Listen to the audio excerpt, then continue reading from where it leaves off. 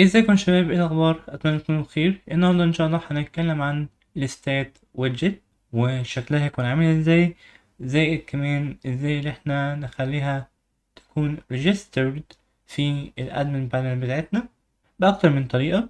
فتعالوا نتعرف الاول عن ايه هي الستات ويدجتس او ايه هي عامه الويدجتس. بكل بساطه الويدجتس هي component انت ممكن تستخدمها في الداشبورد بتاعتك عشان تقدر انت تدي بيانات سريعة للمستخدم بحيث ان هو ياخد اكشن عليها بشكل سريع. واكتر نوع سهل انت ممكن تعمله في الويدجتس هو الستات ويدجت، ان هو مش بيحتاج غير انك تعرض حبة ماتريكس او ارقام للمستخدم، وهو يبدأ ان هو يحدد بناء على الارقام دي الاكشن اللي هو ممكن ياخده. فتعال نشوف مثلا لو انت عندك اوردرز او عندك مثلا بلوج بوستس، فانت ممكن تعرض الحاجات بتاعتها. ولكن في الكيس بتاعتنا مثلا لو قلنا ان احنا هنعمل ريستورانت داشبورد، فمحتاجين ان احنا نعرض ايه بقى للمستخدم. محتاجين احنا نعرض توتال اوردرز والبندنج اوردرز والكومبليتد اوردرز. ليه بقى؟ عشان يعرف محتاج ان هو يغطيه من الاوردرز اللي عنده، لانه ممكن يكون عنده عجز في الاوردرات. يبدأ ان هو مثلا يضغط اكتر في الشغل مثلا على المطبخ او حاجة زي كده. وكمان يشوف الانجريدينتس اللي هو بيستخدمها، الستوك بتاعها، ما هو ممكن يكون جه عجز في الاوردرات بسبب ان هو عنده ستوك قليل او بدأ خلاص ان هو يقل. فلازم ان هو يشوف احصائيات سريعة للداشبورد بتاعته. فزي ما انتوا شايفين هنا في الديمو اللي هي فيلامنت عاملاه، هنا مثلا بيوريك الريفينيو في حالة مثلا increase، وهنا في new customers عندك مثلا هنا decrease بقد ايه، وهنا مثلا new orders اللي عندك في مثلا حالة increase بقد ايه. تمام. طب الكلام ده ممكن نعمله؟ اه طبعا سهل جدا ان احنا ممكن نعمله. فتعالى بقى نبدأ ان احنا نعمل اول ويدجت لينا، وهي هتكون خاصة بالبوست ويدجت. تمام. ففي طريقتين ان احنا ممكن نعمل حاجة زي كده. اول طريقة سهلة جدا باننا نكتب الكوماند ده، واللي هو هيكون php artisan make filament widget. بعد كده نكتب اسم الويدجت بتاعتنا، بعد كده نقول dash dash stats overview. ولكن انا بفضل بصراحة الطريقة التانية، واللي احنا مثلا نقول له احنا عاوزين نكتب نفس الكوماند اللي هو هيكون make filament widget، ونكتب اسم الويدجت بتاعتنا وليكن مثلا post widget. بس بعد كده مش هنكتب التاج الخاص ب state overview، هنخليه يمشينا زي ما احنا عاوزين، بس عن طريق البرومبتنج. يعني هو هيبدأ ان هو يطلع لك حبة أسئلة، وانت هتبدأ ان انت تجاوب عليها بالحاجات اللي انت عاوزها. فمثلا هو هنا بيقول لك what type of widget do you want to create. عاوز تعمل create لأي type من الويدجتس اللي عندك. انت عندك الشارت، والشارت هي بمثابة حاجة زي كده. تمام. هو بيطلع لك دي اللاين تشارت. تمام. في تشارتس تانية عاملة وكأنها مثلا متقسمة زي التشارتس الموجودة جوه الشارت جي اس. لو انت هنا كده رحت للتشارت جي اس هتلاقي كل التشارتس، كل انواع التشارتس اللي انت ممكن تقابلها، زي مثلا بار تشارت بالشكل ده. عندك لاين تشارت اللي هو اللي احنا كنا لسه شايفينه. تمام. عندك تاني التشارتس اللي هي مثلا عاملة زي بابل. عندك ان التشارت اللي هي عاملة زي الباي تشارت، ودي اكتر تشارت مشهورة بيها. تمام. فاحنا ان شاء الله هنبدأ ان احنا نعمل تشارتس زي كده، بس بعدين خلينا بس في الاول في الستات اوفر. فاحنا هنا هنختار واحد اللي هو هيكون state overview. بعد كده هنا بيقول لنا what is the resource you would like to create in، ودي هنشوفها ان شاء الله في الحلقة اللي جاية. ولكن خلينا بس ان احنا نعمل state overview الاول، بعد كده نبدأ ان احنا ندمجها مع resources بعد كده. هنا هيقول لنا انت عاوزين where would you like to create this، انت عاوزين ان انتوا كريتوها فين. فانا هقول له ان انا عاوز اعملها اتاتش بالادمن بانل. تمام. فانا هنا هكتب له admin.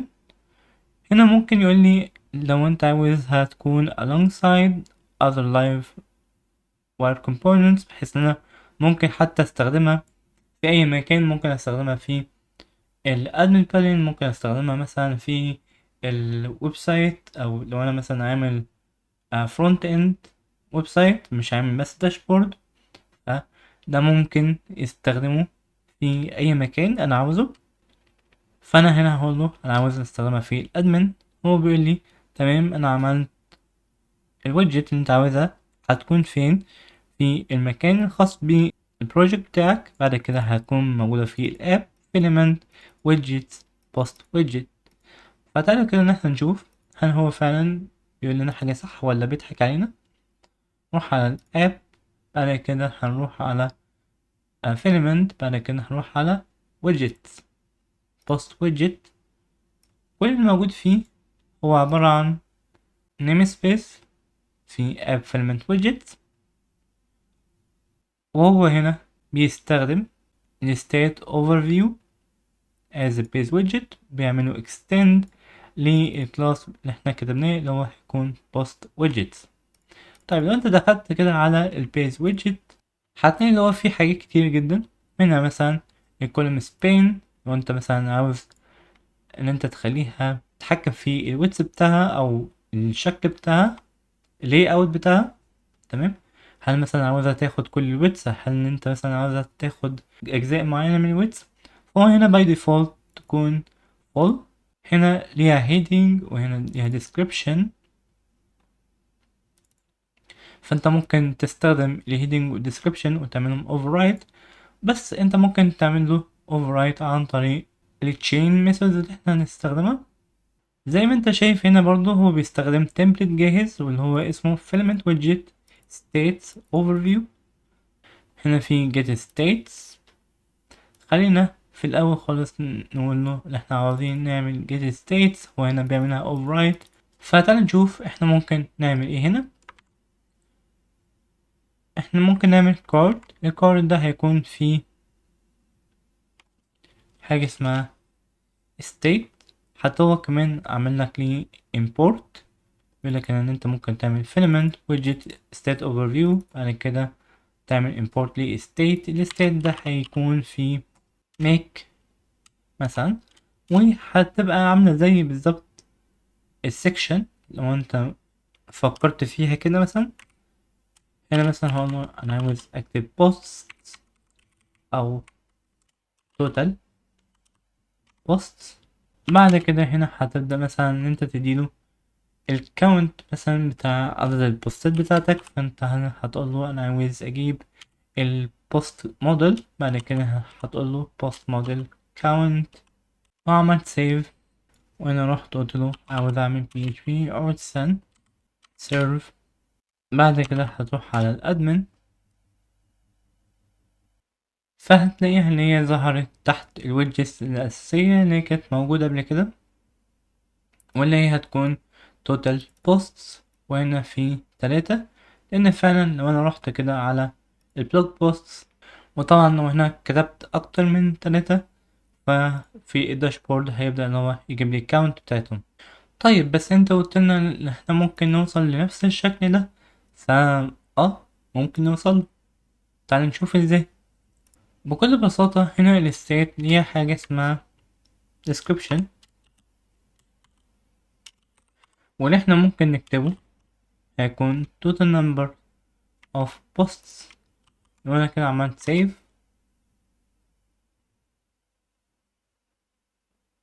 هتلاقي اللي هو في description ظهر كده تحت زي ما هنا مكتوب بالظبط، ولكن هنا هو حاطط مثلا 32k increase.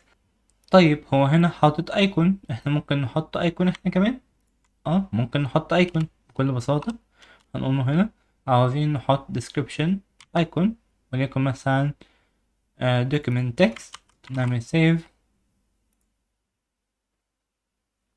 فزي ما انتوا شايفين كده في ايكون، ممكن نغير في البوزيشن بتاع الايكون دي. لو احنا مثلا عاوزين البوزيشن ده يكون ناحية اليمين او ناحية الشمال، فهو باي ديفولت هو بيحطه ناحية اليمين، ولكن احنا ممكن نحطه ناحية الشمال عن طريق ان احنا نقول له ايه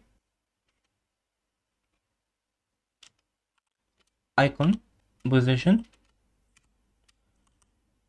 وده هيكون after or before. فهنخليه بس مثلا before، نعمل save او كده. لو احنا عملنا refresh فهيكون الدوكيمنت ده document icon هتكون قبل ال description بتاعنا. طيب احنا ممكن برضو نضيف الكالر، والكالر بتاعنا ممكن يكون success زي ما هو عامل هنا الكالر اخضر، فاحنا ممكن نضيف الكالر هنا اخضر. لو عملنا refresh زي ما هو عامل هنا الديسكريبشن الكالر بتاعه اخضر هو والايكون. جميل. طيب ولكن هتلاقي هنا في تشارت صغيرة كده، فاحنا ممكن نعملها برضو عن طريق اللي احنا ممكن نقول له ايه، عاوزين نعمل حاجة اسمها chart. الشارت دي بتاخد مجموعة من الداتا، وليكن مثلا داتا شبه كده. لو عملنا سيف هتلاقي ان الداتا بتاعتنا ظهرت على اساس ان هي تكون الشارت بالشكل ده. ولو احنا خدنا المثال بتاعنا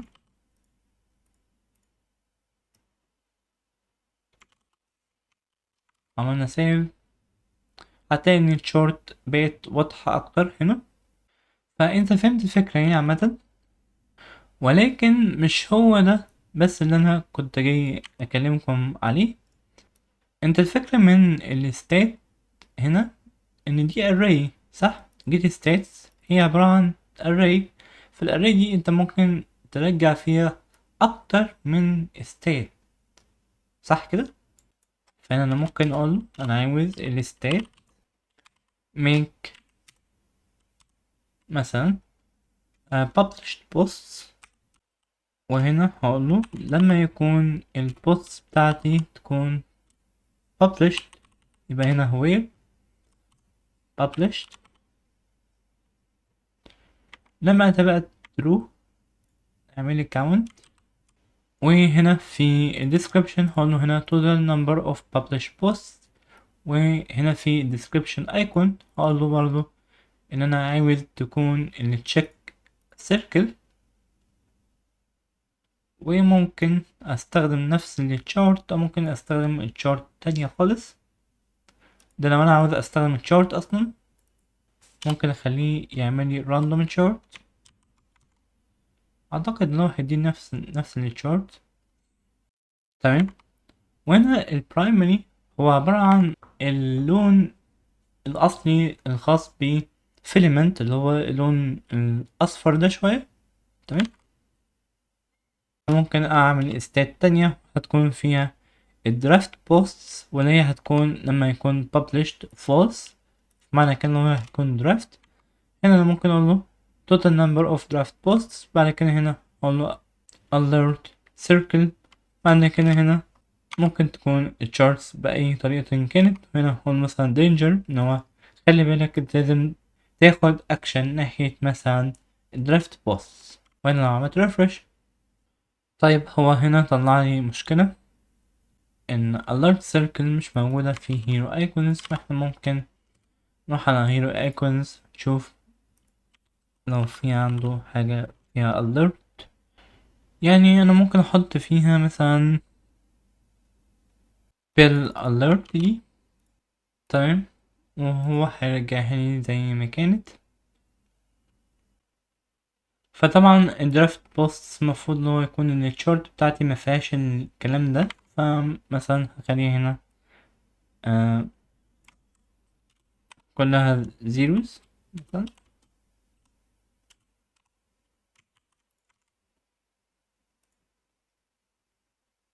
فزي ما انتم شايفين اللي هو درافت بوست انا ما عنديش اي درافت بوست هنا.